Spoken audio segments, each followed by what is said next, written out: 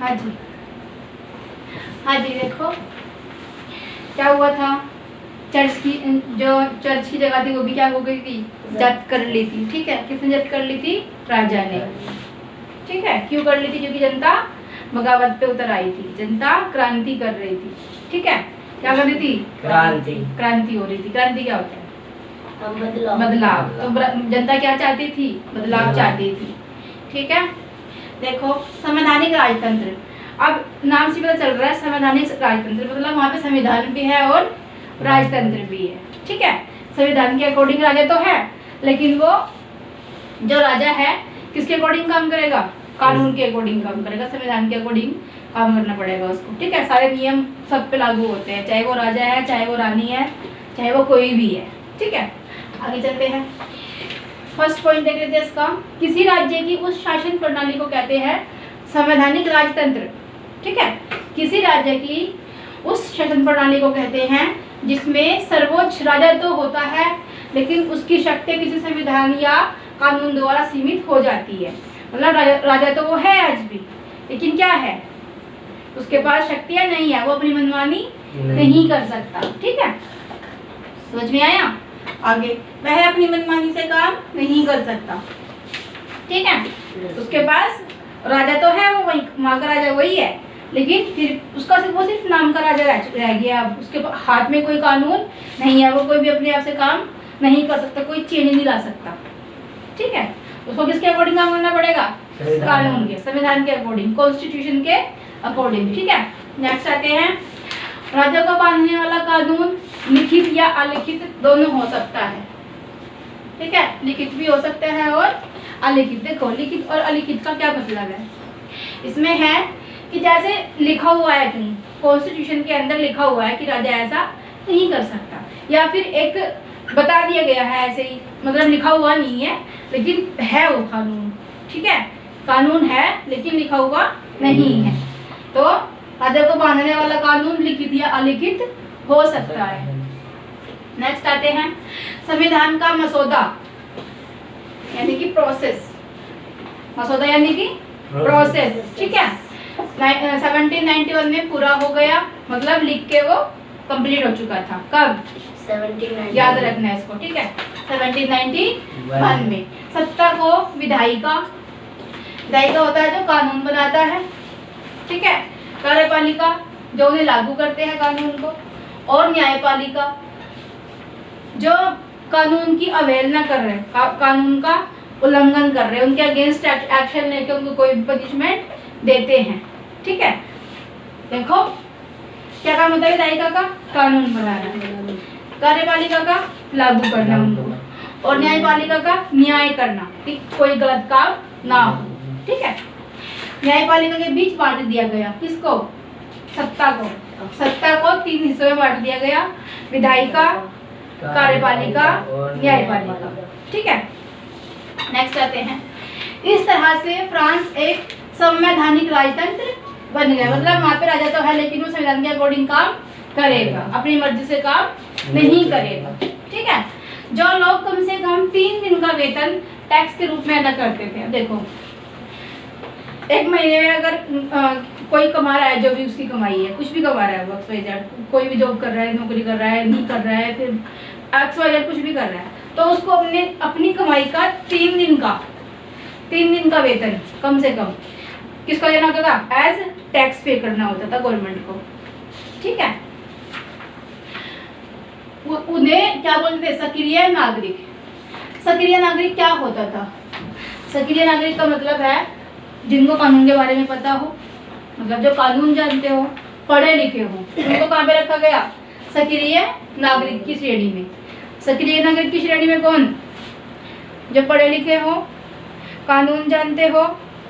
ठीक है, कानून जानते हो और अपने वेतन का 3 दिन, कम से कम 3 दिन का वेतन एज अ टैक्स पे करते हो, उनको कहाँ रखा गया?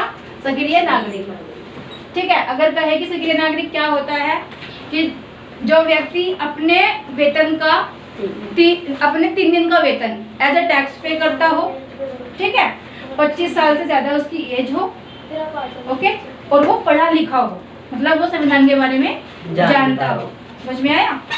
नेक्स्ट आते हैं, कहाँ रखा गया उसको? सक्रिय श्रेणी। याद रखना ये इसके क्वेश्चंस आ जाते हैं, ठीक है, आते हैं आगे। 25 हाँ भाई बदे नहीं, देखो कहाँ गया? 25 वर्ष से अधिक उम्र वाले ऐसे पुरुष ही सक्रिय नागरिक थे। क्या थे? जिनकी एज 25 साल से ज्यादा हो, ठीक है, 25 साल से ज्यादा हो, 3 दिन का वेतन एज अ टैक्स पे करता हो, पढ़ा लिखा हो और कानून के बारे में अच्छी तरह से जानता हो, ठीक है। क्या होता था? सक्रिय नागरिक। ऐसे पुरुषों को ही मत देने का अधिकार था। अब देखो किसको अधिकार प्राप्त था? जो सक्रिय नागरिक है।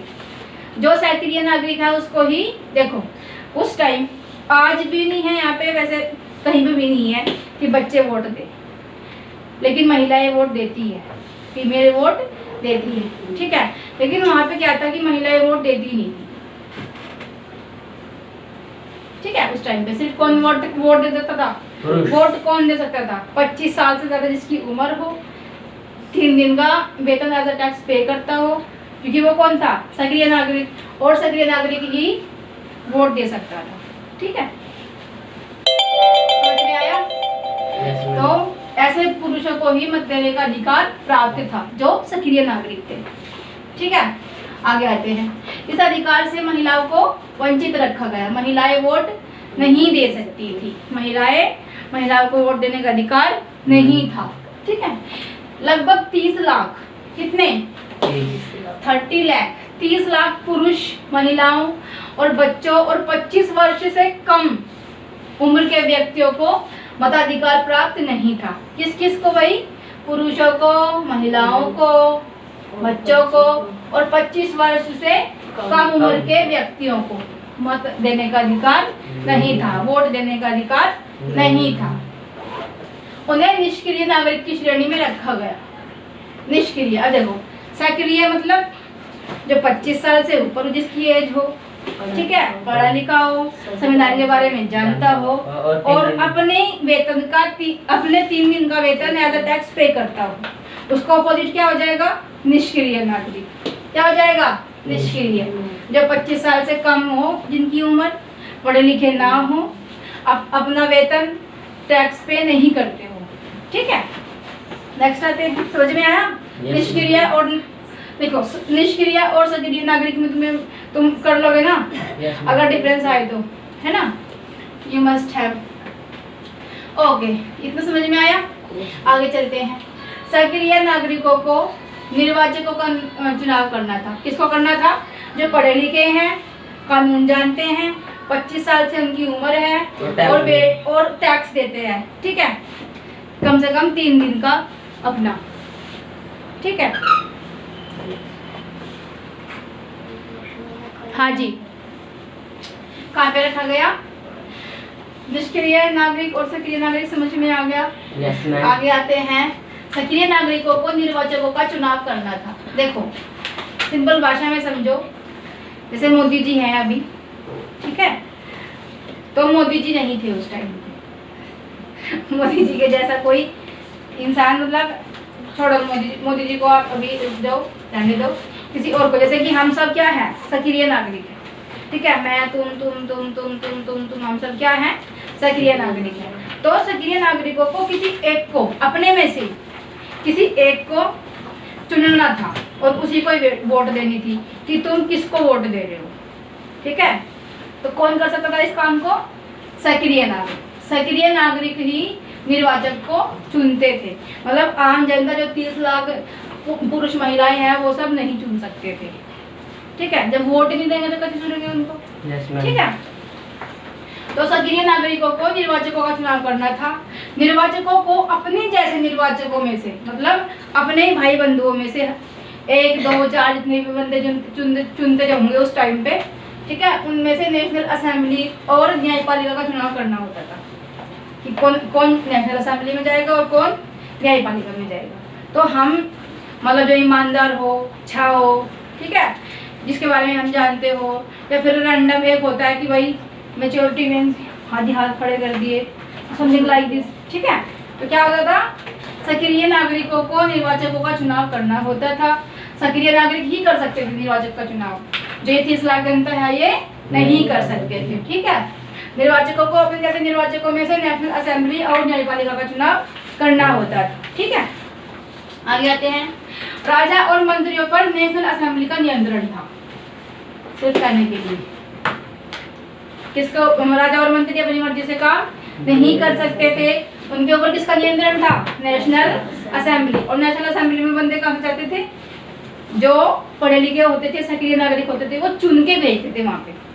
ठीक है, तो they can trust on them, तुम्हें उनके ऊपर विश्वास कर सकते थे। ठीक है, राजा के पास मंत्रियों को चुनने का अधिकार था।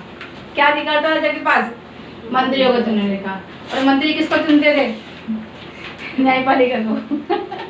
ठीक है, क्या देखो क्या हो गया, एट द एंड पावर किसके हाथ में, राजा के। देखो राजा के पास क्या था, मंत्रियों को चुनने का अधिकार था और वीटो पावर भी था। वीटो पावर का मतलब होता है कि हम सब बैठे हैं, डोंट डू लाइक दिस, हम सब बैठे हैं, सबकी राय हो गई, हाँ जी इस काम को करेंगे, आज हम सिर्फ ये पढ़ेंगे और नेक्स्ट सब्जेक्ट करेंगे कोई।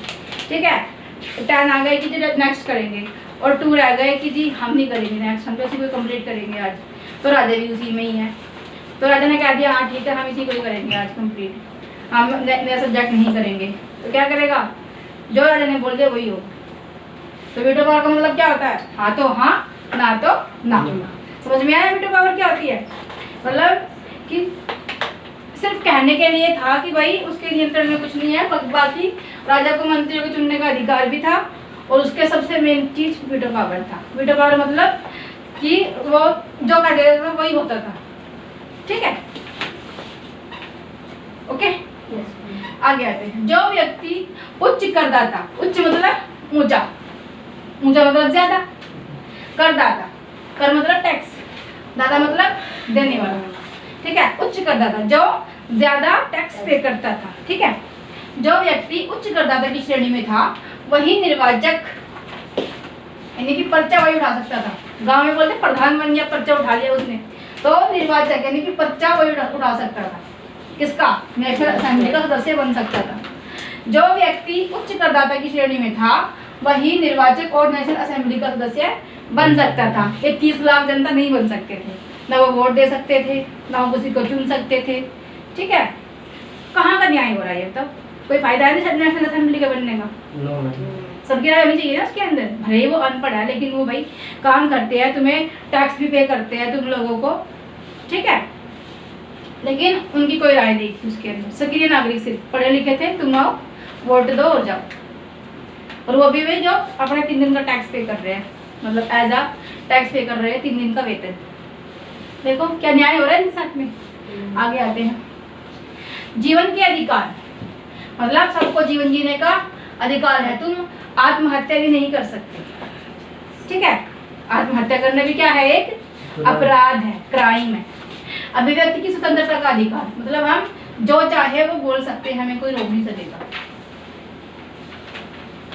जो चाहे हम बोल सकते हैं। अब चाहे हम प्रश्न, अब देखो मैं कुछ बोल रही हूँ, तुम्हारा नाम क्या है, मैं बोल रही हूँ, अब तुम कह रहे हो कि मेरा नाम ये है, तो जो भी तुम्हारा नाम है, तुम्हारा तुम्हारा तुम सबका, तुम अपना अपना नाम बता दो मुझे। ठीक है, तो मैं कहूँगी हाँ ठीक है। तो मैंने पूछा इधर से, मैं तो पूछ रही हूँ लेकिन क्या कर रही हूँ, बोल रही हूँ, बोलने का अधिकार है मुझे।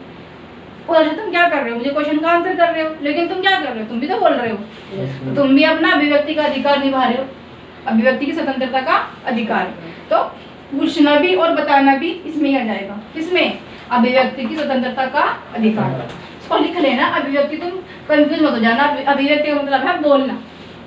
ठीक है, बोलने के अधिकार, बोलने की स्वतंत्रता के अधिकार।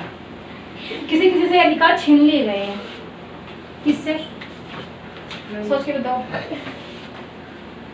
30 लाख नहीं, किसी किसी से का मतलब है, जैसे इंडिया में, इंडिया की बात कर ले हम, वर्तमान समय की 2024 की बात करें तो इस मतलब उस टाइम से ही छीने हुए हैं ये, कि जैसे मीडिया हो गई, मीडिया को अभिव्यक्ति की स्वतंत्रता नहीं है। अब क्यों नहीं है वो भी बताती हूँ मैं। ठीक है, जैसे गुप्तचर हो गए, जो हमारे गुप्तचर होते हैं, ठीक है, जो जाते हैं बाहर विदेशों में, देखते हैं कि क्या, पाकिस्तान में देखते हैं कि क्या हो रहा है, कौन क्या कर रहा है, ठीक है। पाकिस्तान में जाते हैं या पाकिस्तान के इधर आते हैं तो उनको बोलने की स्वतंत्रता नहीं है, ठीक है। मतलब ये चीज़ है। कौन है भाई? एक बार ऐसे ही मेरे पास फोन आया और कह रहा कि मैम, हेलो मैम। मैंने कहा हेलो। कह रहे हैं भाई साहब होंगे घर पे? मैंने कहा भाई साहब कौन? तो कह रहा कि भाई साहब से बात करनी थी। मैंने कहा वो तो है नहीं यहाँ पे। तो उसने कहा कि देखो आपके फ़ोन में ना अभी 20,000 रुपीज़ आए होंगे और उनको रिसीव कर लो। मैंने कहा मुझे तो आता ही नहीं रिसीव करना, मुझे तो फ़ोन चलाना नहीं आता। मेरे हस्बैंड चलाते हैं फ़ोन, उनको पता है। कह रहे मैं उनका दोस्त बोल रहा हूँ, पंडित जी।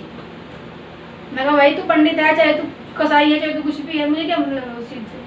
भाई नहीं जानते। कह रहे बस आप इसमें ना पे का बटन दबाओ, पी देखो PAY पे, और उसके बाद लिखा आता है पी, उसके बाद लिखा आता है पेड़। मुझे सच में नहीं पता इन सब बीमारियों का, ठीक है। मैं कैश में विश्वास करती हूँ, मैं बहुत कम यूज़ करती हूँ पेटीएम। पहले बात तो मैं करती नहीं हूँ यूज़, मेरे फ़ोन में है बट मैं करती नहीं हूँ। तो क्योंकि स्कैम बहुत ज़्यादा होता है, मुझे बहुत डर लगता है इन सब चीज़ों से, स्कैम वगैरह से। तो कह रहा है कि पे का बटन होगा, वो ऐसे ब्लिंक कर रहा था बटन, ठीक है, ब्लिंक करता है ना, तो कर रहा था। मैंने कहा हाँ है बटन तो इसके अंदर। कह रहा बस आप उसको प्रेस कर दो। मैं कहा भाई देख मुझे नहीं पता कौन सा बटन पे मुझे प्रेस करना है, कहाँ पे पे लिखा हुआ है, मैं हूँ अनपढ़, मुझे फ़ोन चलाना नहीं आता। वो तो फ़ोन आगे मैंने रिसीव कर लिया और ये फ़ोन को चार्जर पे लगा के गए थे मेरे हस्बैंड। तो ऐसे कॉल आते रहते हैं, अभी बताओ कुछ भी बोलते हैं लोग। चलो जी, तुम भी मत करना, किसी को OTP वगैरह मत बताना, बहुत फ्रॉड चल रहा है। ये तुम्हें फ़ोन करेगा, हेलो बेटा मैं तुम्हारे पापा का दोस्त बोल रहा हूँ, बोल पापा से बात करो, हम तो किसी के दोस्त को नहीं जानते, ठीक है। पहले बात तो कोई वो, हाँ ठीक है, ओके चलो आगे चलते हैं। काम में आगे थे भाई, अभिव्यक्ति की स्वतंत्रता का अधिकार, जैसे मीडिया को अधिकार नहीं है क्योंकि आतंकवादी घुस गए थे हिंदुस्तान के अंदर, इंडिया में। मैं ज़्यादातर हिंदुस्तानी यूज करती हूँ वर्ड, अच्छा लगता है। इंडिया में घुस गए थे आतंकवादी, तो उन्होंने कई सारे लोगों को बना लिया था, हाईजैक कर लिया था, ठीक है। तो सामने टीवी रखा हुआ होता है हर किसी के घर में, तो फैमिली को उन्होंने क्या कर लिया, बंधक बना लिया। और टीवी चल रहा है और मीडिया वाले दिखा रहे हैं, देखो जी देखो ऐसे ये मिलिट्री वाले अभी जवान नीचे उतर रहे हैं, अभी ये अंदर जा रहे हैं, देखो छत से जा रहे हैं ये। तो वो लाइव चल रहा था, लाइव कौन देख रहा था? आतंकवादी देख रहे थे। उन्होंने जाकर मुझे गोली मारी। तो इनको स्वतंत्रता का, अब बोलने की अभिव्यक्ति की स्वतंत्रता है, लेकिन फालतू बोलने की अभिव्यक्ति की स्वतंत्रता नहीं है कि फालतू मत बोलो, लिमिट में रहते बात करो। अब जैसे गुप्तचर वगैरह होते हैं, ठीक है, जाते हैं, अब वो कहेंगे जैसे कि मैं गई पाकिस्तान, मैं यहाँ की प्रधानमंत्री हूँ, तुम पाकिस्तान गए, तुमने मुझे फोन किया, हाँ यहाँ पे ना ऐसे बम बनाए जा रहे हैं, इस जगह पे है ये वो, यहाँ पे एटम बम बन रहे हैं, न्यूक्लियर बन रहे हैं एक्स्ट्रा। तो मैं कहूँगी हेलो पाकिस्तानियों, हमें पता चल गया है कि तुम कहाँ पे बम बना रहे हो, कौन सा बम बना रहे हो, कौन सा उसके अंदर केमिकल मिला रहे हो, क्या करेगी बोलो? अब ये फालतू बोलेगा, मैं फ़ोन करूँगी, मैं फालतू बोलूँगी, तो क्या हो जाएगा, इसकी जान चली जाएगी। उनको पता है कि किसने बताया होगा, है ना। तो किसी बंदों को अभिव्यक्ति की स्वतंत्रता का अधिकार नहीं है। ये सिर्फ तुम्हें समझाने के लिए था, क्योंकि ऐसे समझ में आती है बातें। अगर मैं बता के छोड़ देती जीवन का क्या अधिकार, अभिव्यक्ति की स्वतंत्रता के अधिकार, समानता का अधिकार आदि को, नैसर्गिक नहीं तुम्हें पता क्या होता है, आहरणीय नहीं पता तुम्हें क्या होता है, ठीक है। तो ये छोटी छोटी चीज़ें बड़ी चीज़ों में बतानी पड़ती है, तो तुम्हें अच्छे से समझ में आती है, ठीक है। चलो आगे बढ़ चलते हैं, समझ में आया? अभिव्यक्ति की स्वतंत्रता के अधिकार, जब आर कॉन्स्टिट्यूशन करेंगे तुम्हारा तब समझा देंगे अच्छे से। समानता का अधिकार मतलब हम सब समान है। कैसे समान है भाई? कोई छोटा है कोई बड़ा है, समान कहाँ है? लेकिन देखो समान का मतलब है कि भाई जितना तुम्हें बोलने का अधिकार है उतना ही उसे बोलने का अधिकार है, ठीक है। तुम भी अपनी मर्जी से तुम खाना खा सकते हो, वो भी अपनी मर्जी से खा सकता है, वो भी खा सकती है। जो तुम चाहो वो पहन सकते हो, तुम चाहो नंगे घूम सकते हो, तुम चाहो अपनी ये दाढ़ी है इसको इतनी बना लो, इतनी बढ़ा लो, ऐसे ऐसे झाड़ू लगाते हुए घूमो पूरे में, ठीक है। अपने बालों को इतना लंबा लंबा कर लो, कटवा दो बिल्कुल, हर रोज कटवाते रहो, तो तुम्हारी मर्जी है। तो क्या है समानता का अधिकार कि तुम्हारी से स्वतंत्रता है, हम तुम्हें नहीं रोक सकते। हम पेरेंट्स की एक अलग बात है, लेकिन और कोई कुछ तुम्हें बोल नहीं सकता। तो क्या है समानता का अधिकार, ठीक है। कितने अधिकार? जीवन जीने का अधिकार, आत्महत्या नहीं कर सकते, किसी को मार नहीं सकते, किसी का जीवन लेने का अधिकार हमें नहीं है, जीवन जीने का अधिकार है, ठीक है। वही देते हैं डॉक्टर। अभिव्यक्ति की स्वतंत्रता का अधिकार, ठीक है, कि बोल सकते हैं, लेकिन कुछ बंदों को बोलने के लिए लिमिटेशन दी हुई है, तुम लिमिट में ही बोलो तो ये अच्छा तुम्हारे लिए। समानता का अधिकार कि हम सब समान है। आदि को कहाँ पे रखा गया? नैसर्गिक और आहरणीय। चलो इसको छोड़ो, देखो नैसर्गिक तो एक आउटवर्ड होगा, इसको छोड़ो। आहरणीय, देखो आ हरण, समझ में आया? आहरणीय मतलब कोई नहीं छीन सकता, कोई उनका हरण नहीं कर सकता। किसका? इन अधिकारों को कोई हरण नहीं कर सकता, कोई हमसे हमारा ये सब अधिकार नहीं छीन सकते हैं। क्या है? हमारे मौलिक अधिकार है, फंडामेंटल राइट्स। समझ में आया? नेक्स्ट आते हैं। नेक्स्ट आते हैं भाई, पुरुष और नागरिक अधिकार घोषणा पत्र। कहाँ पे हो रहा था ये सब? फ्रांस। कब? मैम 17 में। अच्छा, 5 मई को कहाँ गए थे वो लोग? मैम 5 मई को मैम टेनिस कोर्ट। मुझे लगा मंगल ग्रह पे गए थे, टेनिस कोर्ट पे थे। Very good. कितने लोग आए थे वहाँ पे असेंबली में? हम 40 लोग, 300 लोग, मैम 1200 आए थे, ठीक है। कितने लोग आए थे? 1200। ठीक है, वेरी गुड। उस समय फ्रांस के अधिकतर लोग क्या थे? अशिक्षित, का मतलब जिनको शिक्षा प्राप्त नहीं थी, अनएजुकेटेड थे, ठीक है। उस समय फ्रांस के अधिकतर लोग क्या थे? अशिक्षित थे, पढ़ना लिखना नहीं जानते थे। इन अधिकारों को, कौन से अधिकारों को? इन अधिकारों को समझाने के लिए प्रतीकों मतलब चिन्ह, जैसे छोटे बच्चे होते हैं, अब उसको सिखा दे ABCDEFGH, रट्टा मार लेगा। और यहाँ पे लिख दो B, यहाँ पे लिख दो A, फिर D लिख दो, फिर N लिख दो, कहेगा ABCD, ठीक है। तो क्या करते हैं उनके लिए? प्रतीकों का सहारा लिया जाता है। कैसे पढ़ाते हैं? A for एप्पल, और यहाँ पे एप्पल बना होता है, ठीक है। वैसे ही B for बॉल, यहाँ पे एक बॉल बनी होती है। तो वैसे ही प्रतीक कहाँ बनाए गए? फ्रांस में। क्या समझाने के लिए कि तुम्हारे क्या क्या अधिकार है और क्या क्या अधिकार तुमसे कोई नहीं छीन सकता, ठीक है। उस समय फ्रांस के अधिकतर लोग क्या थे? अशिक्षित, मतलब बच्चे की तरह अशिक्षित थे। इन अधिकारों को समझाने के लिए क्या किया गया? प्रतीकों का इस्तेमाल। प्रतीक मतलब चिन्ह, ठीक है। प्रतीकों का इस्तेमाल, उनका सहारा लिया गया ताकि अनपढ़ व्यक्ति भी उन्हें आसानी से समझ सके। आप लोगों को समझ में आया? Yes ma'am. अच्छा लगा? Yes ma'am. और याद भी होना चाहिए ये सब, ठीक है। Okay, good good good good good, सबको वेरी गुड।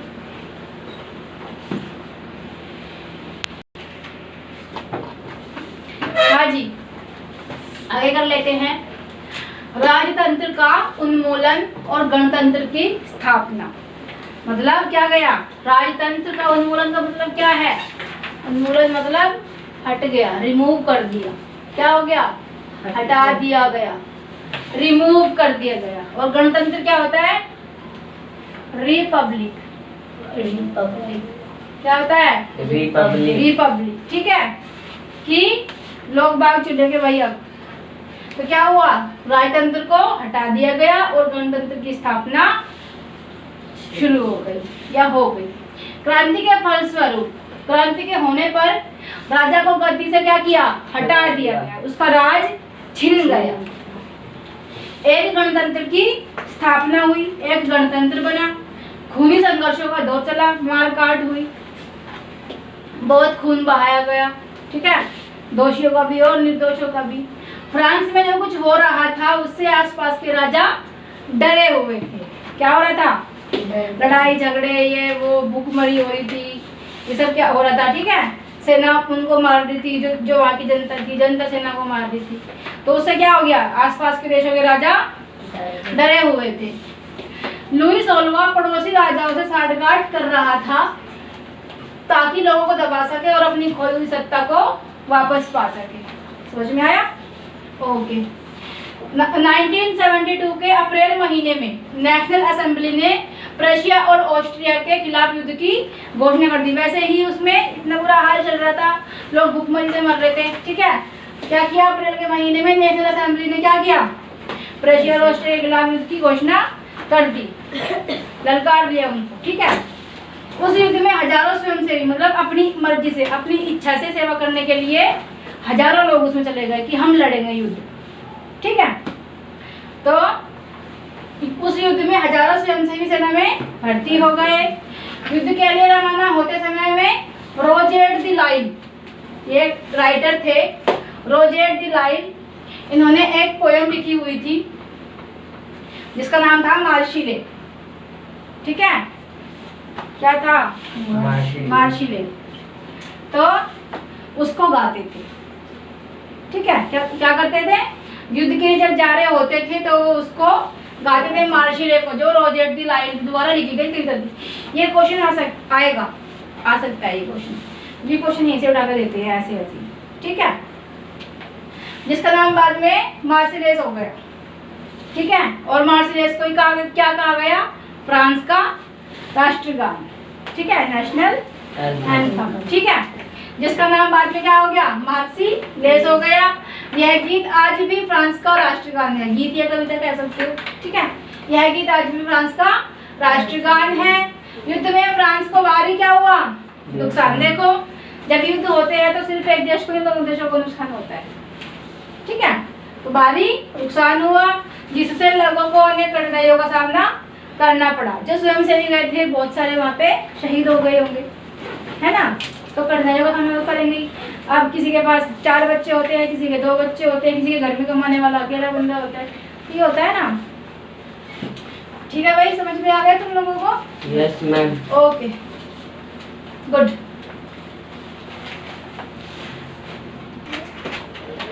हाँ जी, आगे क्या हुआ? कई लोगों को लगता था, जो गरीब मजदूर थे उनको लगता था कि 1791 के जो संविधान बना था उसने केवल अमीर लोगों को सत्ता दी है, मतलब अमीर लोगों की शक्तियाँ उसमें बड़ी है, हमारा कोई फायदा नहीं हुआ। सोचेंगे ही वो लोग तो, क्योंकि अमीर लोग ही जाते थे, वही वहाँ के सदस्य चुनते थे, वही सदस्य बन सकते थे, निर्वाचक भी वही बन सकते थे। ठीक है, तो सब ये सोचते थे। जैकोबिन क्लब, नाम याद रखना। ठीक है, वेरी इंपॉर्टेंट। जैकोबिन क्लब सबसे सफल या सबसे फेमस क्लब था। ठीक है, जिसका नाम सेंट जैकब के कन्वेंट पर पड़ा। ठीक है, यहाँ पे पॉलिटिकल पार्टीज वगैरह होती थी। ठीक है, आगे आते हैं। जैकोबिन के नेता का नाम क्या था? Maximilien Robespierre. इसका बड़ा योगदान रहा, क्योंकि ये क्या था? वहाँ का लीडर था। ठीक है, क्या था? लीडर। कहाँ का लीडर? फ्रांस का। जैकोबिन क्लब का। कहाँ का लीडर? जैकोबिन क्लब का लीडर था। ठीक है, लिखा तो है, जैकोबिन के नेता का नाम था मैक्सिमिलियन रॉबेस्पियर। जैकोबिन के नेता का नाम क्या था? Maximilian Robespierre. आगे चलते हैं। जैकोबिन में समाज के हर वर्ग के लोग आ सकते थे, महिलाएं, बच्चे, बुजुर्ग, वृद्ध, छोटे किसान, बड़े किसान, सब आ सकते थे। वहाँ पे कोई भेदभाव नहीं था। और मैक्सिमिलियन रॉबेस्पियर ने क्या किया? आगे सत्ता संभाली। ठीक है, राजा को क्या किया? राजा को तो गद्दी से हटा दिया। युद्ध हुआ, वहाँ पे अपने आप से भर्ती होने लगे लोग, तो उन्होंने किसको? फिर ये जैकोबिन क्लब में अलग से वहाँ पे पॉलिटिकल पार्टीज ये होने लगी, पार्टी वगैरह की, भाई ऐसा होना चाहिए, ऐसा होना चाहिए, ऐसा होना चाहिए। ठीक है, वहाँ पे असेंबलीज होने लगी ऐसे ही। तो जैकोबिन को क्या बना दिया? उन्होंने नेता किया, तुम संभालोगे, तुम हमारे राजा हो। ठीक है, ओके। अब वो कोई भेदभाव नहीं करता था। जैकोबिन के सदस्यों ने गोरी मजदूरों की तरह धारीदार लंबी पतलून पहनने का निर्णय लिया। वो ऐसे लंबी लंबी धारी वाली क्या पहनते थे? पतलून पहनते थे। ठीक है, ये पतलून है और वो ऐसी धारी वाली पतलून पहनते थे ऐसे, ताकि वे फैशनेबल लोगों से अलग दिख सके। ठीक है, महिलाओं के लिए ऐसी कोई पोशाक, स्पेशल पोशाक नहीं थी। जय गोविंद को लगती है। जो महिलाएं थी उनकी कोई पोशाक नहीं थी, बस। जय गोविंद के लोग एक लाल कमीज भी पहनते थे, जो क्या होता था, आजादी का प्रतीक, कि भाई आजाद हो जाओ अभी से। ठीक है, चलो आज के लिए इतना ही। महिलाओं को जय गोविंद की खास पोशाक पहनने की अनुमति नहीं थी। आई हैव टोल्ड यू, इनके लिए कोई स्पेशल पोशाक नहीं है। ठीक है, मैं वो जैसे मर्दों की हाँ, जो जैसे चाहे वैसे कपड़े पहन सकती है। ओके, ठीक है, समझ में आया? Yes ma'am. Okay, very good.